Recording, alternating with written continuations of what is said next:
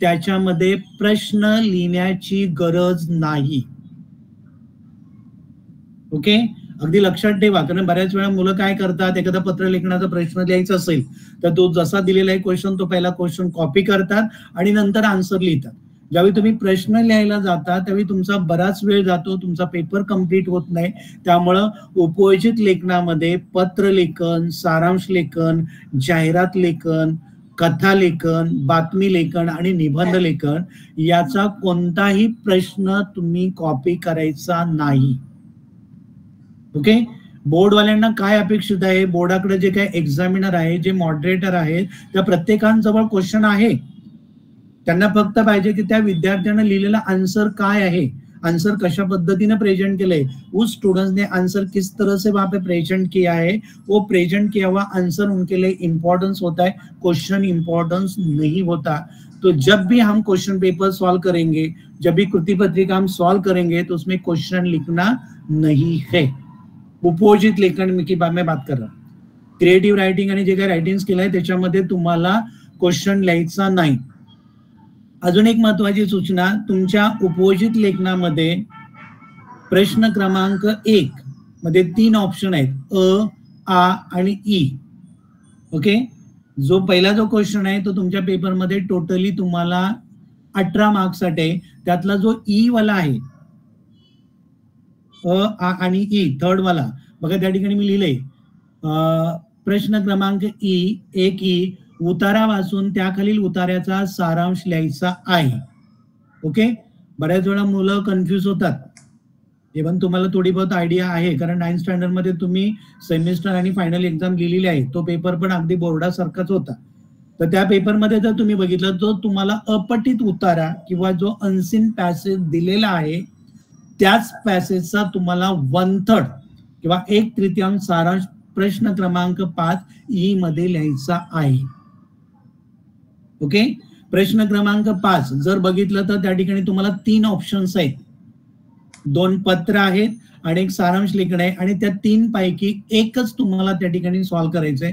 जसं आपण त्या ठिकाणी त्या प्रश्नावरती गेल्यानंतर तुम्हाला मी सांगेन की त्या कशा पद्धतीने वगैरे ते लिहायचंय.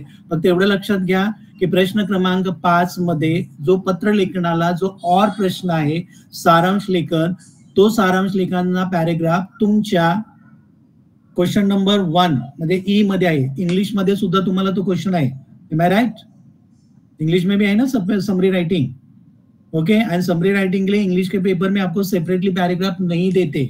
जो आपके मतलब क्रिएटिव राइटिंग में जो पैराग्राफ देते हैं उसका ही आपको समरी राइटिंग करना है, same as it is in Marathi paper also. Question number 1 में का ई, थर्ड वन वाला जो अनसीन पैसेज है उसका ही आपको मतलब सारांश लेखन आणि समरी राइटिंग करना है. Is it clear? ओके, आणि 5वा मुद्दा अगदी खूप महत्वाचा, माझा पेपर जर टॉप केस मध्ये असावा, माझ्या पेपरमध्ये मला 75, 76, 77, 78 मार्क्स मिळावं असे जर माझी अपेक्षा असेल तर अगदी सगळ्यात महत्वाचा मुद्दा मध्ये तुमच्या पेपरमध्ये स्वच्छता, नीटनेटकेपणा व लेखन नियमानुसार लेखन याकडे जाणीवपूर्वक तुम्हाला लक्ष द्यायचं. मतलब नीट पेपर, नीट क्लीन मतलब पेपर अगर लिखोगे मतलब विदाउट कैंसिलेशन है. सपोज एखादा आंसर आपने लिखा है, सोमत लिखा है, और सोमत लिखते समय दैट पेपर मतलब ऐसा कि उसमें अगर देखेंगे तो एग्जामिनर ने ओनली राइट टिक मार्क किया है, कहीं भी वर्ड पे कहीं पे अंडरलाइन नहीं है, कहीं पे सर्कल नहीं किए, तो दैट टाइम मतलब ऐसा आपको वो सोमत को 3 आउट ऑफ 3 मार्क्स देते. ओके, तर पहिल्या सुरुवातीच्या 5 सूचना लक्षात घ्या. पहिली सूचना आहे आकलन कृती आणि जे व्याकरणामध्ये जशा आकृत्या दिल्यात त्या आकृत्या पेनानेच त्या ठिकाणी ड्रॉ करा, पेन्सिलचा वापर करू नका. आणि बऱ्याच वेळा असंच होतं, आपण काय करतो, पेन्सिलने आकृती ड्रॉ करायला जातो, प्रत्येक वेळेला तो पेन खाली ठेवा, परत ती पेन्सिल घ्या, परत स्केल घ्या वगैरे, मग त्याच्यात बराच वेळ जातो. दुसरी गोष्ट, ज्यावेळी पेपर तुम्ही सॉल्व्ह करायला जाल त्यावेळी आपल्या बरोबर जे काही टेन्सिल आहे ना, टेन्सिल ते मोठं असतं, त्याच्यामध्ये सर्कल, ट्रँगल, स्क्वेअर वगैरे असतात, ते बरोबर घेऊन जा. म्हणजे कधी कधी काय होतं की म्हणजे कसं आपण ते राऊंडर काढा, त्याच्यानंतर आकृती वगैरे करा, मग ते पेन्सिल ठेवलं, पटकन ड्रॉ केलं की त्या ठिकाणी म्हणजे कसं ते होऊन जातं. ओके, तिसरी गोष्ट या ठिकाणी मी सांगितलंय उपयोजित लेखनामध्ये कोणत्याही प्रकारच्या प्रश्नाचं पुनरालेखन करू नका, म्हणजे कसं की वहां पे क्वेश्चन लिखने की जरूरत नाही, only you write the answers. Okay. त्याच्यानंतर सारांश लेखनसाठी तुम्हाला अपठित उतारा दिलाय, त्याचाच तुम्ही सारांश लेखन करायचंय आणि त्या पद्धतीने पेपरचं तुमचं प्रेझेंटेशन करायचं. ओके. आता बघा, मी सुरुवातीला तुम्हाला सांगितलेलं होतं की तुमच्या पेपरमध्ये काही अभ्यास करायचो नाही. ज्यांना रीडिंग येतं, ज्यांना प्रॉपर रीडिंग करता येते ना, ती मुलं पेपर खूप चांगल्या पद्धतीने लिहितात, कारण तुमचा पेपरही तिथंच आहे आणि तुमचा आन्सरही तिथंच आहे. थोडंसं आपलं डोकं जर वापरलं आणि आपण जर लिहिलं तर आपला पेपर त्या ठिकाणी कम्प्लीट होतो. ओके. तर मराठीच्या पेपरमध्ये किंवा हिंदीच्या पेपरमध्ये किंवा इंग्लिशच्या पेपरमध्ये जर तुम्ही विचार केला तर त्याच्यामध्ये टोटली 5 सेक्शन आहे. Sir next slide. ओके. त्याच्यामध्ये 5 सेक्शन आहेत. बघा, मराठी कृती पत्रिका विभाग 1, विभाग 2, विभाग 3, विभाग 4 आणि विभाग 5. ओके.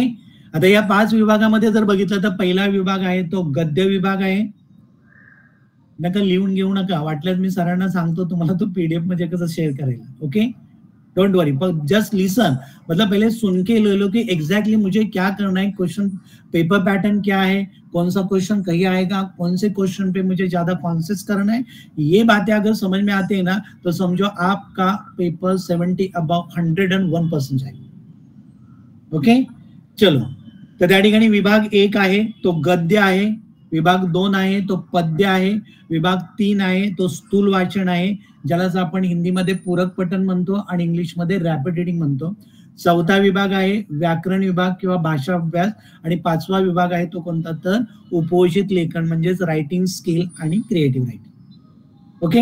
आता प्रत्येक विभाग किती मार्क्सला आहे, सपोज या ठिकाणी बघा आपण काय करतो की मला अभ्यास करायचा आहे, तर अभ्यास करण्यासाठी मला 80 मार्क्सचा पेपर द्यायचा आहे. तर 80 मार्क्सचा पेपर देण्यासाठी तुम्ही काय करता, कशाचा अभ्यास करता, कोण सांगेल मला? ऍडमिट करून सांगायचं कोणीतरी, raise your hands and tell me की 80 मार्काचा पेपर मला लिहायचा आहे, मी कशाचा अभ्यास करतो, कोण सांगेल? Anyone please. म्हणजे कसं मी एकटाच बोलत जर राहिलो ना तर तुम्हाला मग अर्ध ते डोक्याच्या वरती जाईल, म्हणजे तुम्ही पण थोडंसं आपण एकमेकाशी इंटरॅक्ट झालो तर बेटर आहे. चला, कोण सांगेल? हा मुंबई में काल पण खूप बोलत होते. सर बाकी सब तो जैसे गद्य हो गया, पद्य हो गया, ये सब तो हम लोग को दिया हुआ रहता है, मतलब हम लोग के पास पैराग्राफ है, हम कर सकते हैं उसमें से. लेकिन स्थूल वाचन ऐसी चीज है जिसमें से प्रश्न दिया हुआ है, उत्तर हमें प्रैक्टिस करना पड़ता है और उत्तर लिखना होता है, तो उसमें तो कोई पैसेज नहीं होता है. तो वो तो आपने जितना उसके लिए प्रैक्टिस किया है एक आंसर को, उस हिसाब से वहां लिखना है. ओके, बरोबर आहे. पण तरी पण बघा, माझा प्रश्न काय होता की 80 मार्काचा पेपर मला लिहायचा आहे, I want to write the paper in 80 marks. Okay, तो दॅट टाइम मी अभ्यास कशाचा करेन, तर माझ्या पुढे जे दिलेलं बोर्डाकडून दिलेलं जे टेक्स्टबुक आहे अक्षर भारती करून किंवा वाचन पाठ म्हणून जे काही टेक्स्टबुक दिले त्या टेक्स्टबुकचा मी अभ्यास करणार आहे. मग त्या टेक्स्टबुक मध्ये सगळं आहे का, किंवा त्या टेक्स्टबुक मधून सगळं दिलं जातं का, तर नाही. तर त्याच्यामध्ये प्रत्येक विभाग आहे, तुमच्याकडे काही प्रोज आहेत, तुमच्याकडे काही पोयम आहेत, तुमच्याकडे काही रॅपिड रीडिंग आहेत आणि तुमच्याकडे काय तर रायटिंग स्किल आहे आणि त्याचा आपल्याला अभ्यास करायचा. तर याच्यामध्ये जर तुम्ही बघितलं तर प्रत्येक विभाग काही विशिष्ट मार्क्स साठी दिलाय. हर एक मतलब पार्ट आपको मतलब कुछ मतलब पर्टिकुलर मार्क्स के लिए दिया है. तो आपके पेपर में जो प्रोज है, जे गद्य आहे ते गद्य तुम्हाला एकूण 18 मार्क्स साठी दिले जाते. Total 18 marks. बघा मी तिथे लिहिलेलं आहे, त्याच्यामध्ये 2 सीन पॅसेज आहेत आणि एक अनसीन पॅसेज आहे. पद्य विभाग सुद्धा तुम्हाला 16 मार्क्स साठी आहे, त्याच्यावरती एक प्रश्न तुम्हाला सीन पोयम आहे आणि एक पोयम तुम्हाला रसग्रहण. जसं तुम्हाला इंग्लिशमध्ये क्रिटिकल अप्रिशिएशन आहे तसं मराठीच्या पेपरमध्ये तुम्हाला अप्रिशिएशन आहे, पण इंग्लिशच्या पेपरमध्ये जसं तुम्ही क्रिटिकल अप्रिशिएशन लिहिता त्या पद्धतीनं मराठीमध्ये लिहायचं नाही. ओके, इंग्लिश पेपर में अगर हम देखेंगे तो इंग्लिश पेपर में there are given the 4 points. Okay, मतलब name of the poem already उधर रहता है, टाइटल ऑफ द पोएम, उसके बाद मतलब poet name, central of the idea और मतलब पोत वाला 4 पॉइंट्स होते. आणि ज्यावेळी तुम्ही हे क्रिटिकल अप्रिशिएशन ज्यावेळी तुम्ही लिहिता त्यावेळी ते कशा पद्धतीने लिहिलं जातं, तर you write in a 1 paragraph. Am I right? एका पॅरेग्राफ मध्ये लिहिता ना की पॉइंट वाईज लिहिता? बोलो. उमैया बोलो. कसं लिहिता, पॅरेग्राफ मध्ये लिहिता की पॉइंट्स मध्ये लिहिता?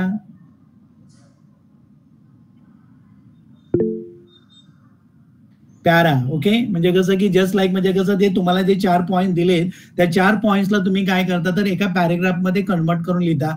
पण मराठीमध्ये ज्यावेळी तुम्ही रसग्रहण लिहाल किंवा ऍप्रिशिएशन लिहाल त्यावेळी ते पॅरेग्राफ मध्ये न लिहिता प्रत्येक पॉइंट तुम्हाला दिले, टोटली 6 पॉइंट्स आहेत, त्याचे तुम्हाला 5 पॉइंट, मी नंतर त्या ठिकाणी त्या पॉइंट वरती येणार आहे की त्या ठिकाणी तुम्हाला 5 पॉइंट दिले जातील आणि पहिले जे 2 पॉइंट्स आहेत ते कंपल्सरी दिले जातील.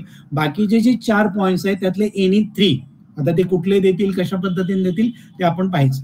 ओके, तर पद्य विभाग तुम्हाला 16 मार्क्स आहे. स्थूल वाचन तुम्हाला 6 मार्क्ससाठी आहे.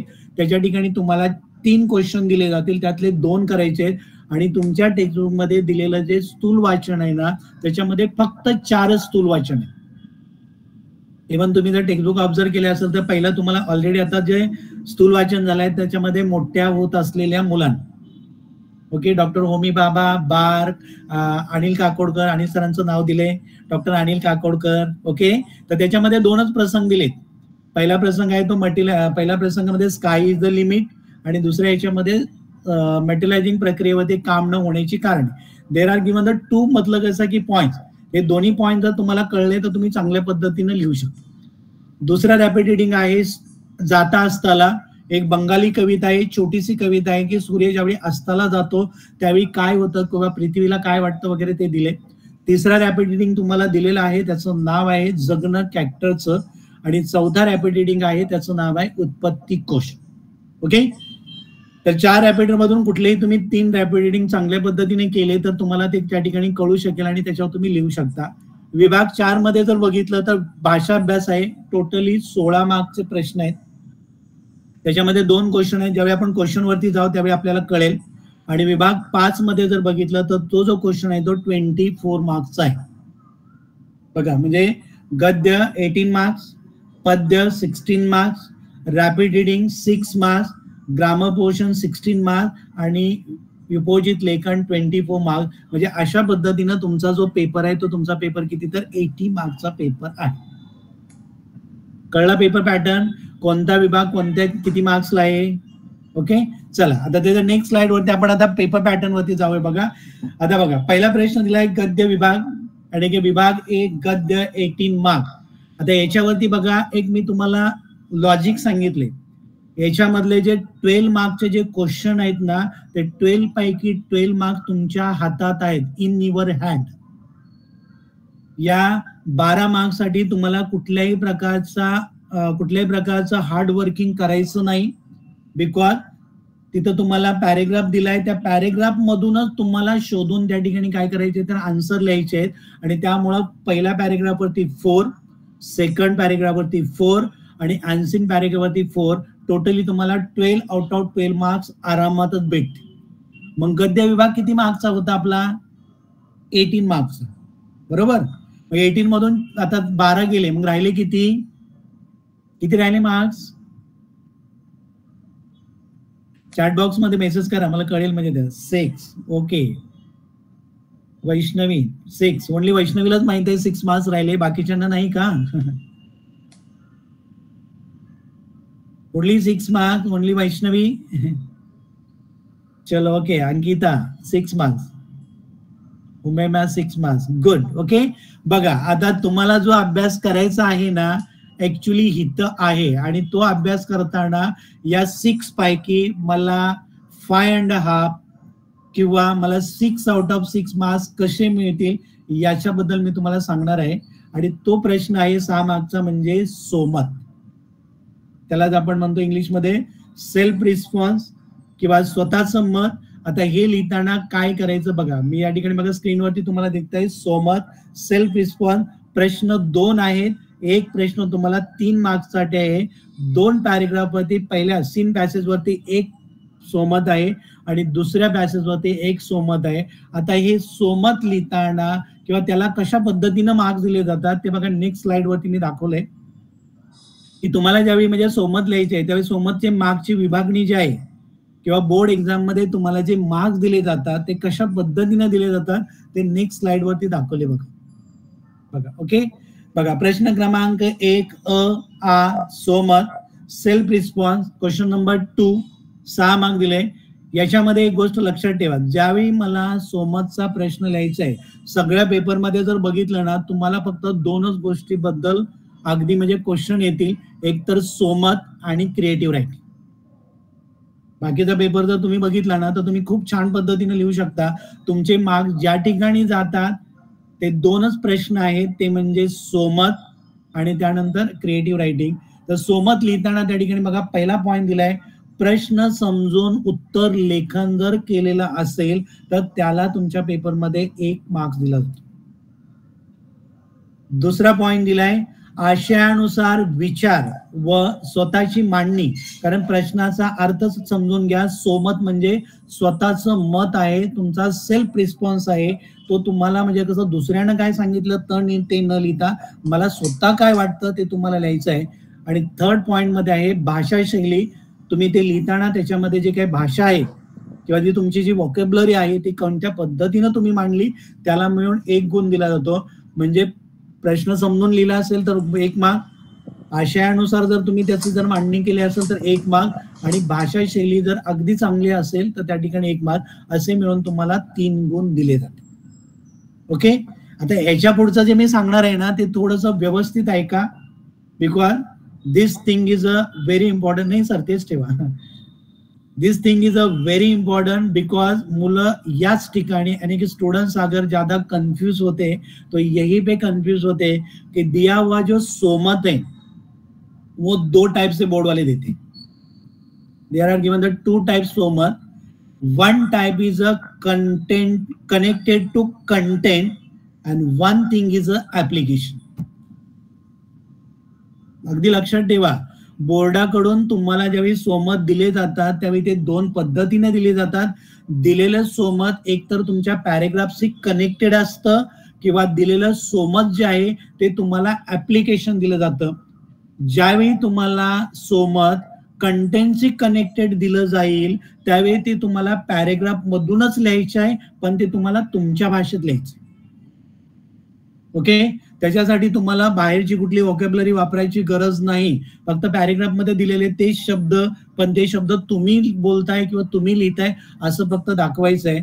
आणि सेकंड वाला ऍप्लिकेशन वाला जे आहे ना त्यामध्ये कंटेंटचा काहीही संबंध असत नाही ऍप्लिकेशन में.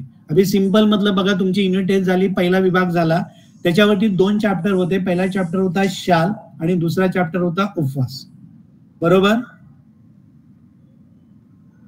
असं म्हटलं की लगेच अंगठे वगैरे दाखवत जा किंवा हात करत जा की बाबा मला कळतंय की बाबा तुम्ही आहे. चालेल, गुड. ओके, म्हणजे 2च तुम्हाला बघा लेसन होते आणि त्या लेसन वरती तुम्हाला सोमत जर विचारले तर त्याच्यातले काही सोमत जे आहेत ना ते कंटेंटशी कनेक्टेड आहेत, पण त्या लेसन मध्ये दिलेले काही सोमत आहेत ना ते ऍप्लिकेशन टाईप. आता शाल या पाठाबद्दल जर तुम्ही विचार केला ना तर शाल या पाठावरती 2 सोमत म्हणजे अगदी इम्पॉर्टंट आहेत. मे बी त्याच्यातलं एक सोमत तुमच्या एक्झाम मध्ये आलं असेल.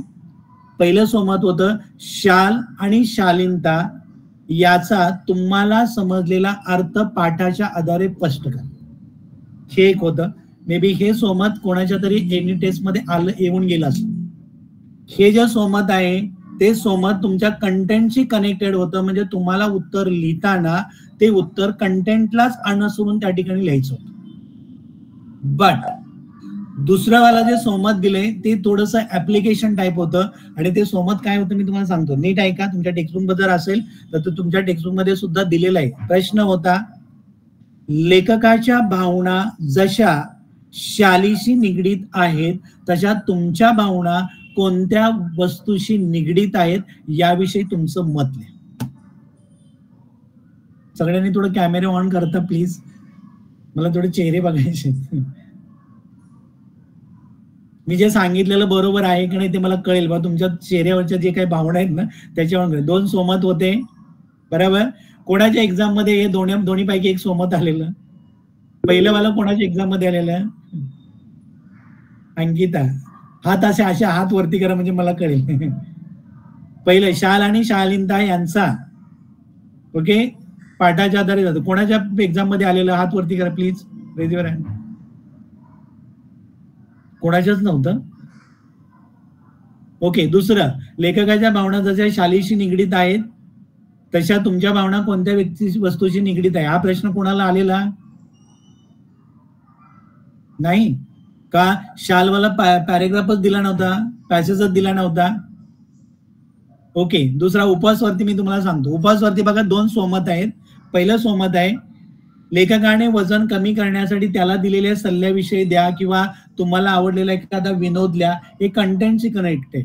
पण त्याच्यामध्ये एक स्वमत ऍप्लिकेशन वालं होतं, तुम्ही एखादा संकल्प केला असेल आणि तो संकल्प तुमचा पूर्ण झाला नाही तर तुमच्या घरच्यांनी कोणकोणत्या प्रतिक्रिया दिल्या याविषयी तुमचं मत लिहा. होता कोणाच्या पेपरमध्ये? येस. ओके. बघा, म्हणजे आता हे दोन्ही प्रश्न जर तुम्ही बघितले ना, तर पहिला प्रश्न काय होता की लेखकाशी कनेक्टेड होता, म्हणजे वजन कमी करण्यासाठी पंतांनी कोणकोणते उपाय केले, या पाठातील तुम्हाला आवडलेला विनोद कोणता होता तो लिहा किंवा लोकांनी दिलेले सल्ले लिहा. हे जर प्रश्न असतील ना तर ते सगळी उत्तरं तुम्हाला कंटेंट मधूनच लिहायची होती. पण जर तुम्ही एखादा संकल्प केलाय आणि तो जर संकल्प कोलॅप्स झाला तर तुमच्या घरच्यांनी प्रतिक्रिया काय दिल्या, प्रत्येकानं ते उत्तर जर डायजेस्ट मध्ये वाचलं असेल तर डायजेस्ट मध्ये दिलेलं उत्तर मी तुम्हाला सांगतो काय आहे ते. ओके. डायजेस्ट मध्ये अगदी साधं दिलंय की मी सकाळी लवकर उठून अभ्यास करण्याचा संकल्प केला होता आणि तो संकल्प मी आईला सांगितला जेवायच्या वेळी. आई, बाबा, ताई, दादा, आजी सगळ्यांना सांगितलं की उद्या मी उठून ना सकाळी लवकर अभ्यास करणार आहे. सगळे म्हणतात हा हा चालेल चालेल. आणि बरोबर काय होतं की उद्या दुसऱ्या दिवशी सकाळी 4 वाजता उठायच्या ऐवजी आमचा सूर्य 9 वाजता उगवतो. मग लगेच आईनं लगेच टोमणा मारला, दादानं टोमणा मारला, ताईनं मारला, बाबांनी, म्हणजे सगळ्यांनी, म्हणजे मग प्रत्येकानं प्रतिक्रिया काय दिल्या हे तुम्हाला त्या ठिकाणी लिहायचं होतं. आता हा जो प्रश्न आहे तो कंटेंटशी कनेक्टेड होता का? नो. दॅट क्वेश्चन ऍप्लिकेशन होतं, त्याच्यामध्ये तुम्हाला तुमचं स्वतःचं मत लिहायचं. म्हणून नेहमी लक्षात ठेवा, ज्यावेळी सेल्फ रिस्पॉन्सचा क्वेश्चन ज्यावेळी तुम्ही वाचाल त्यावेळी अगदी लक्षपूर्वक वाचा. ते सेंटेन्स काय दिले, दिलेला प्रश्न कंटेंटशी कनेक्टेड आहे की दिलेला प्रश्न ऍप्लिकेशन आहे हे समजून घेऊन जर तुम्ही सोमत लिहिलं तर याच्यामध्ये तुमचा एकही मार्क जाणार नाही आणि तुमचा पेपर 101% 70 अबाव जाईल. कारण मुलांचे मार्क जातात कुठे? इथंच. ते याचा तुम्हाला अभ्यास करायचा आहे. पहिलेच्या स्लाइड मध्ये मी तुम्हाला सांगितलं 12 मार्क्स आहेत. 4, 4, 8 आणि 4, 12 मार्क्स तुम्हाला अगदी हातात आहे. तिथे पॅरेग्राफ व्यवस्थित वाचला आणि जरी तुम्ही प्रेझेंट केलं तरी तुम्हाला 12 आउट ऑफ 12 मार्क्स आहेत. पण मार्क्स तुमचे जातात कुठे? तर सेल्फ रिस्पॉन्स मध्ये. तर या क्वेश्चन वरती जरासं तुम्हाला वर्कआउट करावं लागेल. वर्कआउट नाही म्हणता येईल, पण दिलेला प्रश्न समजून घ्या. दिलेला प्रश्न कंटेंटशी कनेक्टेड आहे की दिलेला प्रश्न ऍप्लिकेशन टाईप आहे हे जर तुम्हाला कळलं तर तुम्ही आरामात पेपर तुमचा लिहू शकता. ओके. सोमत बद्दल कोणाला काही जर शंका असेल तर प्लीज आस्क मी की सर आम्हाला हे कळलं नाही, आम्हाला थोडं परत सांगा. प्लीज अनम्यूट करा आणि बोलू शकता की बाबा सर याच्याबद्दल थोडंसं सांगा, कारण तो महत्वाचा प्रश्न आहे. मार्क जर आपले कुठे गेले तर याच प्रश्नामध्ये जातात. उद्या त्या 6 पैकी 6. ओके. मी का जॉईन. कोणाला काही डाऊट आहे, काही विचारायचं आहे की सोमत बद्दल? हिंदीच्या पेपरमध्ये ते अभिव्यक्ती आहे, इंग्लिश पेपरमध्ये सेल्फ रिस्पॉन्स आहे, मतलब एक्सपांड ऑफ द आयडिया वगैरे. पण मराठी पेपरमध्ये अगदी 6 मार्कचा हा महत्वाचा प्रश्न आहे आणि याच्यावरती तुम्हाला जर थोडंसं जर लक्ष दिलं तर तुमचा पेपरमध्ये तुम्हाला मराठीच्या खूप चांगले मार्क्स भेटतील. कोणाला काही शंका आहे सोमत बद्दल? मी सांगितलेलं कळलं काय करायचं? ते दिलेलं सोमत फक्त ऑब्झर्व करा. ऍप्लिकेशन टाईप आहे की कंटेंटचे कनेक्टेड आहे, या 2 गोष्टी जर तुम्हाला कळाल्या तर तुम्ही आरामात लिहू शकता आणि त्या प्रश्नाला सुद्धा तुम्हाला 6 आउट ऑफ 6 मार्क्स मिळतील. ओके. चला, माझ्यामध्ये क्वेश्चन नंबर 1 मध्ये कोणाला काही डाऊट नाही. चला, क्वेश्चन नंबर 2 आहे, प्रश्न क्रमांक 2, गद्य विभाग. नंतरच्या स्लाइड मध्ये बघा मी ते दाखवले की त्यावरती 2 प्रश्न आहेत. पहिला प्रश्न आहे तो सीन पोएम आहे आणि दुसऱ्या याच्यामध्ये जो आहे ते रसग्रहण आहे. बघा, विभाग 2 पद्य. सर बरोबर आहे. सेकंड स्लाइड बघा, याच्यामध्ये बघितलं तर विभाग 2 पद्य 16 मार्क. त्याच्यामध्ये अ मध्ये दिले पठित पद्य 8 मार्क, आकलन कृती 2 मार्क, आकलन कृती 2 मार्क, ओळींचा अर्थ लिहा 2 मार्क आणि काव्य सौंदर्य कृती 2 मार्क. आता याच्यावरचे खालचे जे थर्ड आणि फोर्थ जो क्वेश्चन दिलाय मे बी त्यामध्ये तुम्हाला शब्दार्थ सुद्धा पोएमचे दिले जातील. तुमच्या सिलेबसमध्ये जसं मी सांगितलं फक्त 4 रॅपिड रिडिंग आहेत, तसा मराठीच्या टेक्स्टबुक मध्ये फक्त तुम्हाला 7 पोएम आहेत. त्या 7 पोएम मध्ये पहिली संतवाणीच्या ज्या पोएम आहेत ना त्या खूप इम्पॉर्टन्स आहेत, त्याच्यावरती थोडंसं लक्ष द्या. संतवाणीमध्ये पहिली जी पोएम आहे ती कुठलं? अंकिला मी दास तुझा आणि योगी सर्व काळ सुखदाता. तिसरी पोएम आहे 2 दिवस. चौथी पोएम आहे ऑक्शन. अजून तुम्हाला ते झालं नसेल, अजून ते पुढे म्हणजे पहिल्याच विभागावरती आहे. आता कधी तुमच्याकडे सेकंड पार्ट चालू करेल. त्याच्यानंतर आहे रंग मजेचे रंग उद्याचे. त्याच्यानंतर हिरव्यागार झाडासारखं आहे. त्याच्यानंतर आहे स्वप्न करू साकार. म्हणजे फक्त 7 पोएम आहेत. त्या 7 पोएमवरचे दिलेले जे शब्दार्थ आहेत ते खूप चांगल्या पद्धतीनं करा, कारण मार्च मध्ये झालेला पेपर आणि आता जुलैमध्ये झालेला जो पेपर आहे त्या दोन्ही पेपरमध्ये दोन्ही ठिकाणी 4 मार्क्ससाठी शब्दार्थ दिले. म्हणजे बघा पहिले जे 2-4 मार्क्स आहेत ते तुम्हाला भेटणार आणि ओळींचा अर्थ, कुठल्या ओळी दिलेत ना त्या ओळींचा अर्थ लिहिताना ते थोडंसं व्यवस्थित लिहायचं आहे. ज्यावेळी तुम्हाला क्वेश्चन पेपर आम्ही बनवून दिला जाईल, ज्यावेळी तुम्ही क्वेश्चन पेपर सॉल्व्ह कराल, तो पेपर तुम्हाला करेक्ट करून परत ज्यावेळी मिळेल त्याच वेळी तुम्हाला आन्सर की सुद्धा दिली जाईल आणि त्या आन्सर की मध्ये सांगितलं म्हणजे कसं थोडंसं छोटंसं इंट्रोडक्शन लिहा आणि त्याच्यानंतर तुम्ही काय करा तर उत्तराकडे जा. ओके चला. त्याच्यानंतर म्हणजे आ वाला जो प्रश्न आहे नेक्स्ट स्लाइड मध्ये दिलाय बघा, रसग्रहण. जसं मी मगाशी सांगितलं तुम्हाला इंग्लिश पेपरमध्ये क्रिटिकल अप्रिशिएशन आहे ते तुम्हाला पॅरेग्राफ मध्ये लिहायचं आहे, पण मराठीच्या पेपरमध्ये दिलेलं जे रसग्रहण आहे, जे अप्रिशिएशन आहे ते मुद्द्यानुसार लिहायचं आहे. याच्यामध्ये टोटली मुद्दे 6 आहेत, पण तुमच्या पेपरमध्ये विचारताना तुम्हाला 5 विचारले जातील आणि ते 6 मुद्दे कुठले आहेत ते बघा नेक्स्ट स्लाइड मध्ये दिलेत. त्यातले पहिले जे 2 मुद्दे आहेत ना ते कंपल्सरी आहेत. बघा स्लाइड वरती तिथे दिलंय, खालील 2 कवितांपैकी कोणत्याही एका कवितेसंबंधी दिलेल्या मुद्द्यांच्या आधारे कृती सोडवा. मुद्दे दिलेत, प्रस्तुत कवितेचे कवी आणि कवयित्री, प्रस्तुत कवितेचा विषय. हे जे पहिले जे 2 पॉइंट्स आहेत ना, कुठलीही पोयम जरी तुम्हाला दिली तर ते दोन्ही पॉइंट्स कंपल्सरी आहेत. कवीचं नाव कंपल्सरी आहे आणि त्यानंतर त्या कवितेमध्ये दिलेला विषय काय आहे तो कंपल्सरी आहे. हे 2 मार्कचे प्रश्न अगदी कंपल्सरी, कुठलंही अप्रिशिएशन दिलं तरी ते 2 पॉइंट तुम्हाला लिहायचे आहे. आता राहिले 4 पॉइंट. त्याच्यामध्ये बघा दिलंय, प्रस्तुत ओळींचा अर्थ लिहा, प्रस्तुत कविता आवडण्याची व न आवडण्याची कारणे, कवितेतून मिळणारा संदेश आणि प्रस्तुत शब्दांचा अर्थ लिहा. हे जे 4 पॉइंट दिले त्या 4 मधून कुठलेही 3 तुम्हाला विचारले जातील. Each point you have in 2 marks. Is it clear? कळलं? आणि ही उत्तरं लिहिताना जसं तुम्ही सायन्सच्या पेपरमध्ये लिहिताना between the difference, okay, between the difference वाला इकडे एक पार्ट्स आणि ए आणि बी, जसं आन्सर लिहिताना तसं पोएमचं अप्रिशिएशन लिहिताना 1 side you write the points and 1 side you write the answers word. मग त्या ठिकाणी ते करेक्शन करताना पण बरं पडतं, प्रेझेंटेशनला पण खूप चांगलं असतं आणि एक्झामिनर देताना मार्क्स सुद्धा चांगले देतात. पहिला जो पार्ट आहे, जो पोएमच्या पॉइंट्स आहेत ना ते छोटे करा आणि आन्सरचा कॉलम थोडासा मोठा करा. प्रत्येक पॉइंट्स लिहिल्यानंतर एक लाईन सोडा. सपोज प्रस्तुत कवितेचे कवी आणि कवित्री डॅश केलं आणि त्याच्यासमोर मी नाव लिहिलं, अंकिला मी दास तुझा, संत नामदेव, योगी सर्व काळ सुखदाता, संत एकनाथ. एवढंच लिहायचं आहे. फक्त एवढा एक शब्द लिहिला तर तुम्हाला त्या ठिकाणी 1 मार्क्स दिला जाईल.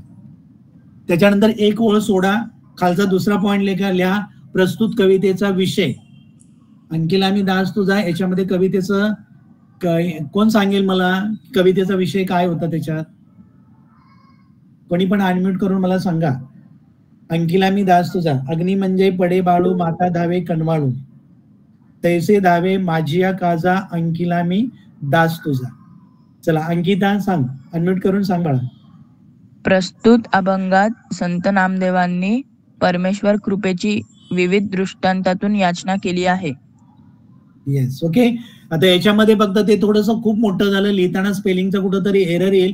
फक्त एवढं सेंटेन्स त्या ठिकाणी प्रेझेंट करा, परमेश्वर कृपेची याचना. एवढं जरी लिहिलं तरी तुम्हाला त्या ठिकाणी फुल मार्क्स दिले जातील. आता त्या ठिकाणी देवाला आई मानून म्हणजे कसं की त्यांना आपलं रक्षण करावं हे इंट्रोडक्शन मध्ये फुल दिले, पण मी 1 मार्क्सचा आहे ना, प्रश्न 1 मार्क्सचा आहे ना, मग एकच लाईन मध्ये लिहा, संत नामदेवांनी परमेश्वर कृपेची याचना केली आहे. ओके. दुसरी पोएम आहे योगी सर्वकाळ सुखदाता. कोण सांगेल इंट्रोडक्शन कवितेचा विषय? कोणीतरी सांगायचं पटकन पटकन पटकन. मयिका सांगतेस? योगी पुरुषाचे श्रेष्ठत्व ठसवले आहे.